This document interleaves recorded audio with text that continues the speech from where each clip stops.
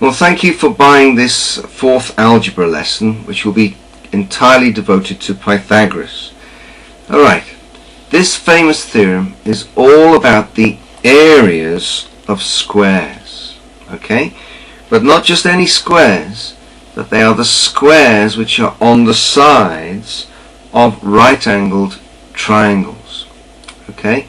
So let's make sure we know what we're talking about with the right-angled triangles first. Here's a couple of examples. These are two right-angled triangles. How do I know that? Well, they have the right angle marked like that in each of their corners. This red line here on each of these is the side opposite the right angle, and this has got a special name called the hypotenuse. You've probably heard of that before. But it is on these triangles that you can use Pythagoras, and it's something to do with the squares that you can draw on these triangles, which makes Pythagoras' theorem. Well, let's see what we mean. We're now going to draw the squares on each of the sides. Alright, there it is. There in the middle is my right-angled triangle. Again, I've drawn the hypotenuse with a red line. There's my right angle here. And I am drawing a square on the hypotenuse. I'm drawing a square on this smaller side here, and another square on that side of the triangle. Now, Pythagoras' theorem is saying that there is a connection between the area of this square, and this big square here. And really, Pythagoras' theorem is this. It's saying that the areas of the two smaller squares, so that's that one and this one, the area of the two smaller squares, if you add them together, they will add up to the area of the large square. So in other words, the area of that square plus the area of that square will come to the area of that square. That, believe it or not, is all Pythagoras is about. So let's see what it looks like in simple language and then in a bit more mathematical language. So in simple words, Pythagoras' theorem says this. If you add up the areas of the two smaller squares, then they will always equal the area of the largest square. Now, in more mathematical language, you may have heard something like this. The square on the hypotenuse is equal to the sum of the squares on the other two sides. Many people may have remembered that from their childhood, or you may have heard it from your maths teachers, but this more mathematical statement is really another way of saying this more everyday statement here, that all you do is add up the areas of the smaller squares, the two smaller squares, and it equals the area of the largest square. Now we're going to see how that gets translated into a piece of algebra. Okay, and to do that we're going to label the lengths of the sides of the right angled triangle A, B and C, like this. I've labelled the longest side, the hypotenuse, C, and the other two sides, A and B. Doesn't matter how I label them. I could have labelled them X, Y and Z. Doesn't matter. But you will now see how where the algebra of Pythagoras' theorem comes from. If we now go and put squares on that side of this triangle, on this side and on this side, you'll get something looking like this. You've probably seen this in many textbooks. Just about get it all in. There's my right angled triangle. There's my square on that side. Well, if this is the length C, the hypotenuse, if that's C, and that's a square, then this side of my square must equal C. So the area of this square here must be C times C, or C squared. If this length of the triangle is A, then this length of the square on this side must also be A. So the area of this square is A times A is A squared. Similarly, down here, the square on this side of the triangle, which is the length B, must be this, and the length of that side must also be B, because we're calling this a square. So the area of this square is B times B, B squared. Now, you can see what's going to happen to the algebra. This A squared area of that one, plus the area of this one, B squared, is going to equal C squared. And that is the final algebraic form, there it is, of Pythagoras' theorem. Okay, let's put that there. This is the algebraic form of Pythagoras' theorem. I'll put that down a bit so I can just show you. Yes, here is C squared is the area of the square on the hypotenuse, and this is the sum, that's why we're adding them together, the sum of the squares on the other two sides. The sum of the areas on the squares on the other two sides. Okay? And in Pythagoras' theorem, the lengths A, B and C, they can be whole numbers, they can be decimals and fractions, even the square roots of other numbers, all so long as that they are lengths from the sides of a right angled triangle. Now, in GCSE exams, you'll only be asked to use Pythagoras' theorem. You won't be asked to state it or anything like that. You more than likely be asked to use it. So let's go straight into an example. It says find the length marked X in the following diagram. Alright, there we are. Well, there's X. It's the length of this red line here, this red side. This is the longest side, it's the one opposite the right angle, so this is the hypotenuse. Yeah? It says so there. And the other lengths are 3 and 4 centimeters. So Pythagoras immediately says the square on the hypotenuse equals the sum of the squares on the other two sides. So immediately we can say that's the way the algebra or the equation is going to look. X squared equals 3 squared plus 4 squared. Now, I want you to get into a very good habit, and so I'm going to show you a tip before we continue with this equation. When you begin to write down the equation of Pythagoras, always start with the hypotenuse squared. Then write the equal sign. So it should always take this form. It's a good habit to get into. The hypotenuse squared equals the smallest length squared plus the middle length squared. Now you may ask why we do that. Why should this be a good habit? The reason is we will be asked fairly soon to find lengths like these or these. We won't be asked to find that one. And we have to always begin by writing down the equation in the right form and then making one of these sides the subject of a new equation. I'll show you how in a minute. Let's go back to this equation of the triangle first in example 1. Well, we said x squared is equal to 3 squared plus 4 squared. 3 squared is 9, 4 squared is 16. Add them together, you get 25. We have now made x squared is the subject of the equation. It is 25. How do we find x? I don't want x squared, I want x.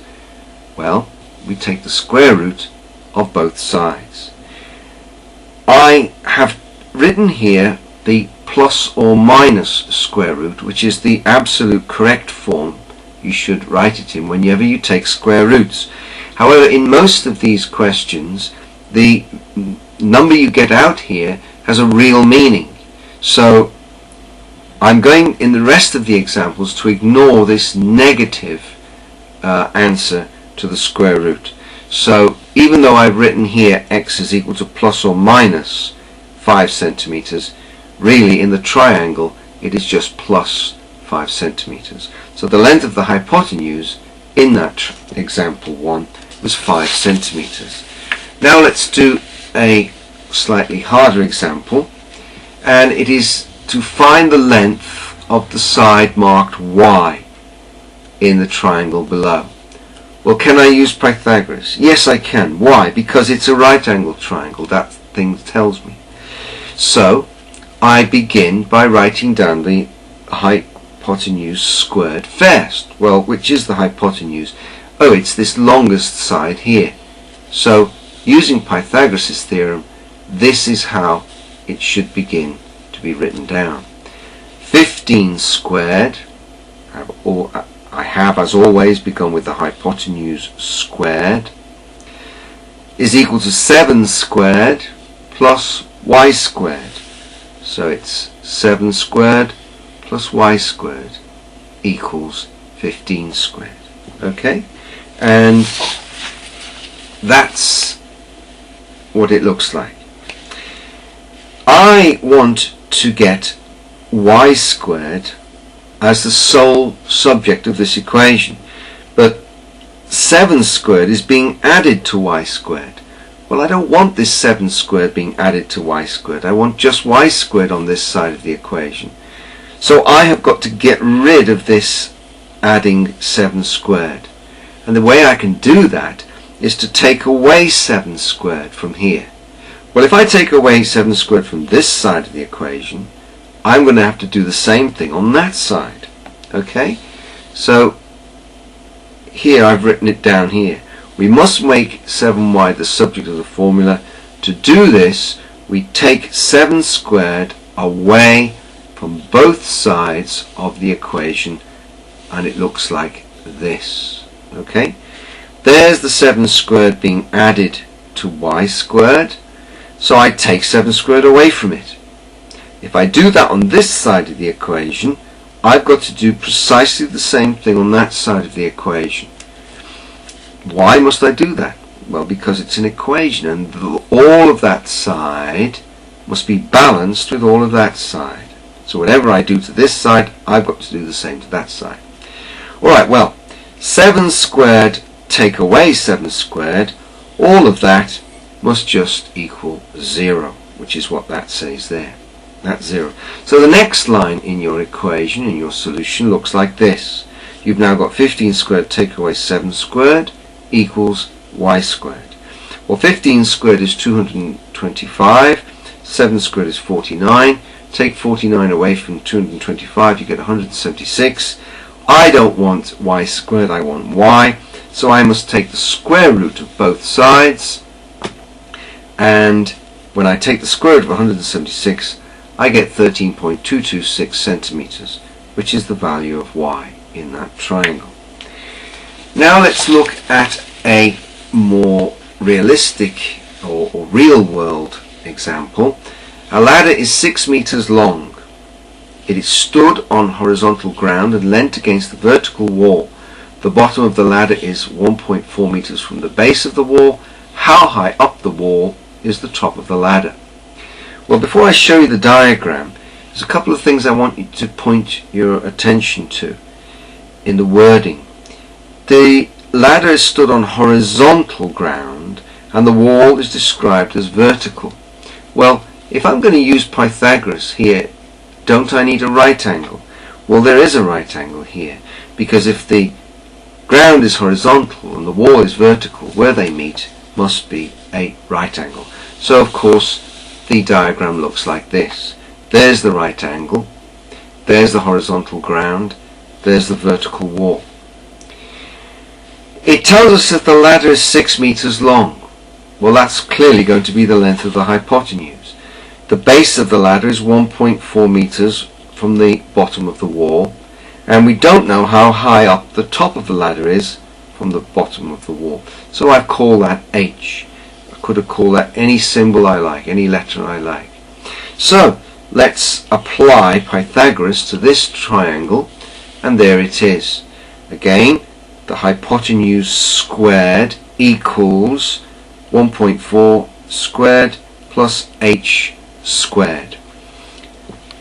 I've kept to my rule of always beginning my equation with the hypotenuse squared. Well, to this h squared is being added this 1.4 squared. I don't want that there. I just want h squared. So to get rid of this adding 1.4 squared to h squared, I've got to take away 1.4 squared from both sides of the equation. So your next line in the equation should look something like that. Here is the 1.4 squared, and I'm taking away 1.4 squared here. Well, that take away 1.4 squared must be matched on this side with the take away 1.4 squared. Of course, all of that just equals 0. And the next line of your equation should look something like that. That is your 6 squared, which is 36.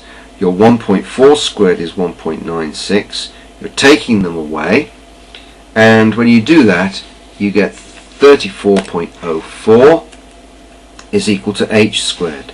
I want h, so I take the square root of both sides, and I get 5.834 as my h, and putting it into the correct units, and I have rounded it to 2 decimal places.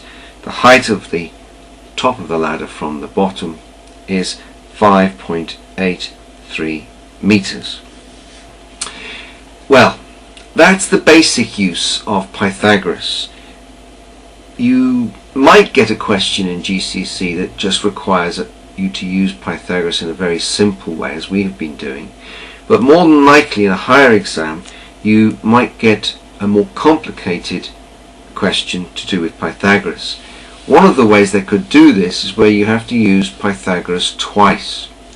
Now, you can only do this if you have 2 right-angled triangles that share a common side. Okay? How would that look like? Well, here's a couple of examples. Here are 2 right-angled triangles, and they're sharing a common side, and the common side that they are sharing, they're sharing their hypotenuse. Okay, this is a common hypotenuse between those 2 right-angled triangles. Here, this red line there is the common side being shared between this right-angled triangle and that one. It's not that necessarily the hypotenuse in this case, it's just one of the shorter sides, but it's being shared. Okay, well, let's do an example. Find the lengths marked P and Q in the following diagram. Well, there we are, P and Q. There's our diagram. We've got 2 right-angled triangles, and if I was said to myself, well, why can't I start with this triangle? Well, I could, but the problem is I only know one side. I don't know that side, and I don't know that side. There's 2 things I don't know about this triangle. So if I look at this triangle, there are 2 things I do know about that triangle, the lengths of those 2 sides. So I can use Pythagoras to find that length. Once I've found that length, then I can use Pythagoras again to find P, and that's exactly what we'll do. So let's apply Pythagoras to this triangle first. Well, the hypotenuse is Q, so it must begin Q squared, and here it is here. Q squared is equal to 7 squared plus 8.6 squared. And if you do the figures on that, there they are there. That's 7 squared, and that's 8.6 squared. Comes to 122.96. Take the square root of both sides, and you get that as the length of Q, or the length of the first triangle's hypotenuse. I've rounded it up to 2 decimal places here, 11.09 centimeters. Now we use this value in the other right angle triangle. There we have it. There's the other right angle triangle, get that in the middle. There's the length of Q, 11.09 centimeters, and there is the length of that side, and there's the length P. P, of course, is now the hypotenuse of this triangle, because it's opposite the right angle, and it's the longest side. So we begin our equation with p squared, and there it is. P squared is equal to 3.4 squared, that's that squared, plus 11.09 squared. Well, 11.09 squared must be equal to this 122.96, which you just found up here. So you can put that straight into your equation there, and 3.4 squared is 11.56. Add them together, 134.52. Take the square root, and you get the answer as 11.5982, or to 2 decimal places, 11.6. Excuse me. Right, now we're going to use Pythagoras to find the distance between 2 points. Now these 2 points are in the xy plane, and although the diagrams are going to look more complicated than the simple right angle triangles, the method that we are going to use, the method of Pythagoras, is going to be absolutely as simple as what we've just been doing. Don't be put off by the diagrams, okay? I'll explain them all for you. Now, there are the 2 points. I've got a point P at 2, 1.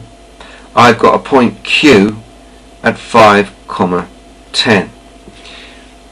There's the x coordinate for P, I put it in red. There's the x coordinate for Q, I've put it in red. We want to find the distance between them. So in other words, that distance, which I've called D. You can see in there already the beginnings of a right angle triangle. And probably some of you already will be thinking, aha, if I make that line go along like that, then hey presto, I will have a right angle triangle. And you're quite right. However, it's important to realize that we only know in this diagram the coordinates of the 2 points P and Q. Even though all we know are these 2 sets of coordinates, we still will be able to find that length D. And here's how you do it.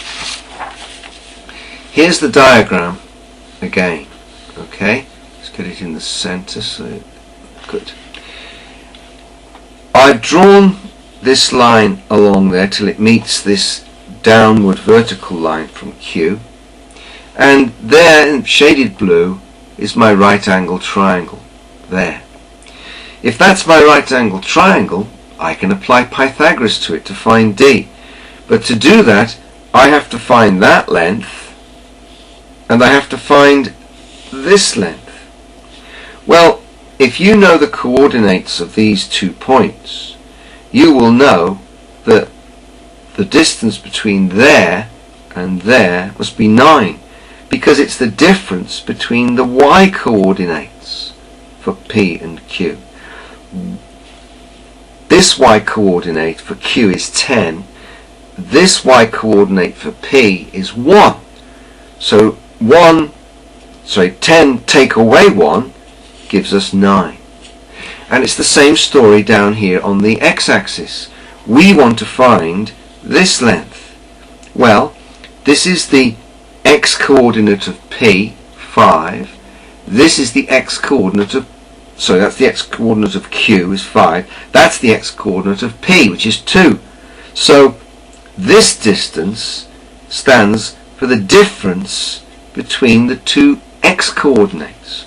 And that's what that little bubble says there. This 3 is the difference between the x-coordinates. So, we've got a right angle triangle. We know that that's 9. We know that that's 3. So we can immediately use Pythagoras and write down that d squared, the hypotenuse squared, is equal to 3 squared plus 9 squared, and the rest is plain sailing. 3 squared is 9, 9 squared is 81, 9 add 81 is 90, d is the square root of 90, or it is 9.486, or to one decimal place 9.5. These, by the way, are just units, okay, because it's on the XY plane. It's not stated whether we're having meters or centimeters. So 9.5 to one decimal place is the distance between those 2 points. Notice that we got this 3 as the difference between the x coordinates, and we got this 9 as the difference between the y coordinates, and that holds, that is true for any 2 points. Just do the same thing. Now we're going to move on to looking at Pythagoras and circles. Now this was added into the GCSE syllabus a couple of years ago, so it's well worth getting to grips with, because there haven't been that many questions to do with circles. Very easy. Okay, you can use Pythagoras' theorem to write down the equation of any circle. Most GCSE questions place the centers of these circles at the origin. Okay, 0, 0 or 0, 0. They do this because it makes the maths easier. Okay, we're going to look in a minute, towards the end of this lesson, at what happens to the equations when a circle is not at the center. Well, first of all, let's look at the case where it is. Okay, let's get that into the middle. There we are. Here's our circle, and here is the center of our circle.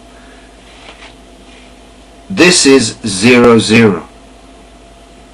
This is my x-axis, this is my y-axis, and this red line is a radius of my circle.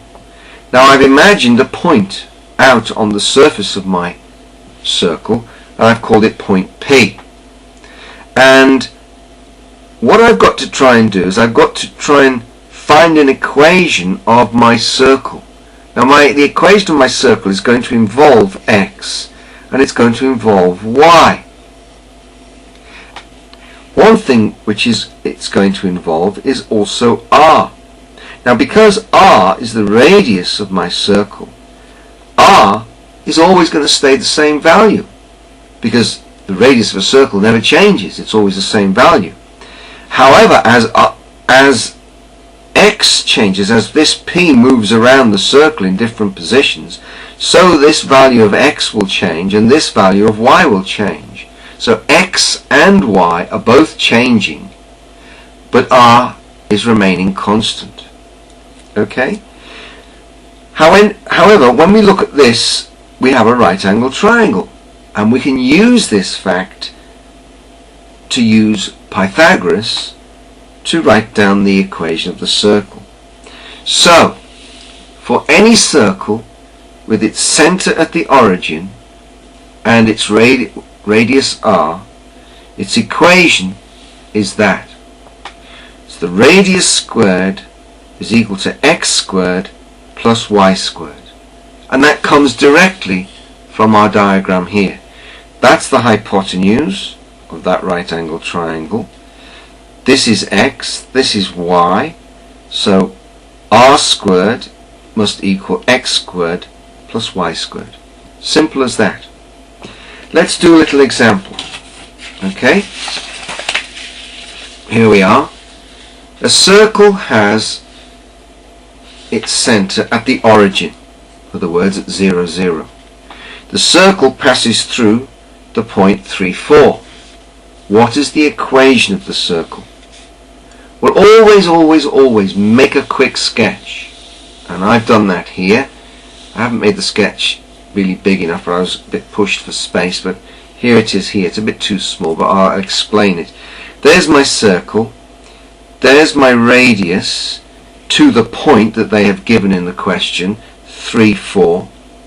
If that's 3, 4, then this is 3, that's x3 there, and there is 4 units there, so that number says 4 and that number says 3, and in there, that little blue triangle is the right angle triangle. Now I've I've sort of plucked it out of the diagram and done it big here. There's the radius r, there is my x 3, and there is my y 4. I use Pythagoras on that triangle, and I can immediately write down the following. I can say that r squared equals 3 squared plus 4 squared. If I do the squaring, I get 9 plus 16, which is 25, and r is equal to, or r squared, sorry, is equal to 25. So r is equal to the square root of 25, which is plus or minus 5. Now that we know the constant value of our radius, we can now use that back into the equation for the circle. And there it is. We can say that x squared plus y squared is equal to 5 squared. Remember, the x and the y change as you go around the circle, but this value of r, or r squared, this always remains at 25. In brackets here I've written down another way of writing the equation. You can say that x squared plus y squared is equal to 25. You don't need to write that as 5 squared, but don't forget the radius is not 25, it is 5. Okay? Alright, now we're going to take a leap forward and ask what happens if the center of our circle is not at the origin. Alright?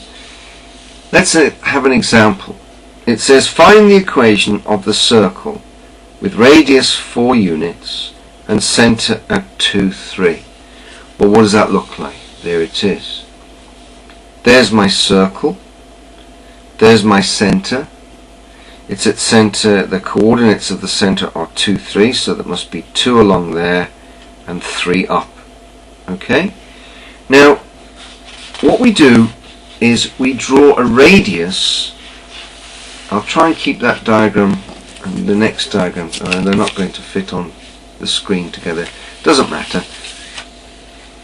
There's our circle, and all I've done from the center, remember the center is at 2, 3, I've drawn a radius out to the circumference of the circle. Now that point which is on the circumference, you must ask yourself, what general coordinates does it have? Well, it has the coordinates x, y. In other words, it's x, the distance from there to there must be x, and the distance from there to there must be y. Very clear. Now this is the next crucial diagram. Here we can see that that's the center of our circle, and we know that the coordinates are 2, 3. So we know that this distance must be 2, and this distance, oops, the camera got a bit of a bump for me, this distance must be 3. We've just shown that for some point on the circumference, xy, that distance is x, and that distance is y. Now can you see what I'm trying to get at? I'm using these arrows for these x distances and these y distances because I need to find the distance, the lengths of these parts of my triangle. I need to find that distance. I need to find that distance. Okay? Because I'm already told that the radius has a certain value. But I need to know the length of that, and I need to know the length of that using x's and y's. And so, if you look at this distance in here must be x take away 2. This distance in here must be y take away 3. And that's what I've got on my last diagram here. Okay, there we have it. Oops, let's get that nice and straight. There's the radius of my circle, which I was told was 4. There's the length of that bottom side of my right angled triangle, x take away 2.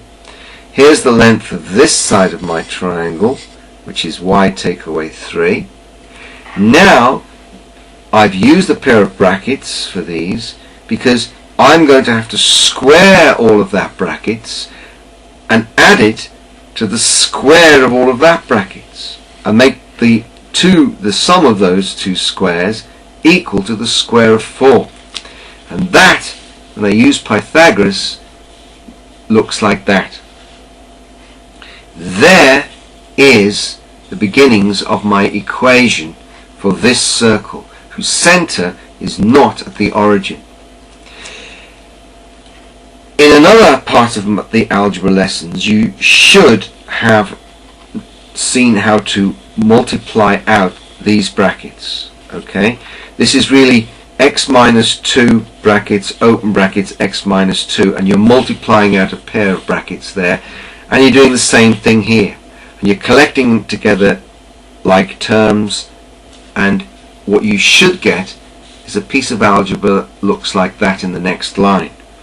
Okay, the 4 squared becomes 16. This multiplies out together to be x squared minus 4x plus 4. This here multiplies out to be y squared minus 6y plus 9. And don't forget the addition sign. That addition sign is really there. Now we can add together the numbers 4 and 9. Okay, we cannot add together the 4x and the 6y because they're different things. What's x, that's a y, so they have to remain the same. So the next line looks quite unchanged, but in actual fact we've added the 4 and the 9 together to give 13 here. And I'm now getting rid of this 16 by bringing it over to that side of the equation, or in other words taking 16 away from both sides of the equation. And if I do that, I get 0 equals all of that take away 16 at the end. Okay, now plus 13 take away 16 gives minus 3. So the equation of our circle, I've just turned it around so the equals sign is over here. The equation of our circle is x squared plus y squared minus 4x minus 6y minus 3 equals 0. And that is an equation of a circle whose centre is not at the origin. Okay, thank you very much.